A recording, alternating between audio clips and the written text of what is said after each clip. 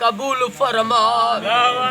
कमरदीन आरी जो साईं महबूब जो उर्स कयो आका जो मिलाद घर में कयो थई लख सलवात पढ़ाई थई अजो को कमरदीन आरी जे साहब जो खैर पंजी बारगाह में उहद जबल जेडो लिखण कबूल फरमा।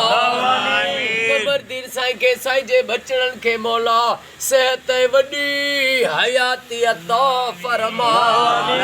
ओ मौला साईं जे भाइरन के जिनेर अतर अली आरी जो डॉक्टर अजहर आरी जो साईं के राजा साईं जे लाइ भी साईं कमरदीन साईं दुआ जे लाइ चयो उन्हनि सभिनी जा क़यामत ताईं बेड़ा पार फरमा। साईं कमरदीन साईं जे रोज़ी रिज़्क़ में बरकतूं गंज गंज अता फरमा। ओ मौला साईं जे घर बचड़न के अमड़े न्याणिन के अम्मा वडी के सेहत अता फरमा। ललजा क़यामत ताईं सजण सामू कजा ऐं दुश्मन दूर फरमा। ओ मौला ए करीम साईं गुलाम मोहम्मद सियाल साहब के साईं जे पुटल बचड़न अमड़े न्याणिन के क़यामत ताईं आबाद फरमा। अल्लाह यार फुल पुटरो साईं जा बच्चा घर अमड़ियूं न्याणियूं आबाद फरमा।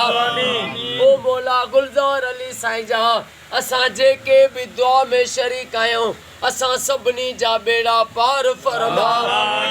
साबिर हुसैन पढ़ियो साईं जा बच्चा घर आबाद फरमा। मोहम्मद ज़ीशान साईं के नौकरी रोजगारी अता फरमा।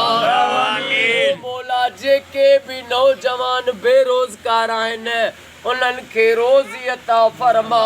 साईं रब नवाज़ भुगती साईं के सेहत ऐं वॾी खिज़री हयाती अता फरमा। ओ मौला जेके बीमार आहिनि उन्हनि खे शफ़ा अता फरमा। असां सभिनी जो बेड़ो तार। इन्नल्लाह व मलाइकतहू युसल्लूना अलन नबी या अय्युहल्लज़ीना आमनू सल्लु अलैहि वसल्लिमू तस्लीमा। अल्लाहुम्मा सल्लि अला मुहम्मद व आले मुहम्मद ला इलाहा इल्लल्लाह मुहम्मदुर रसूलुल्लाह नारे हैदरी।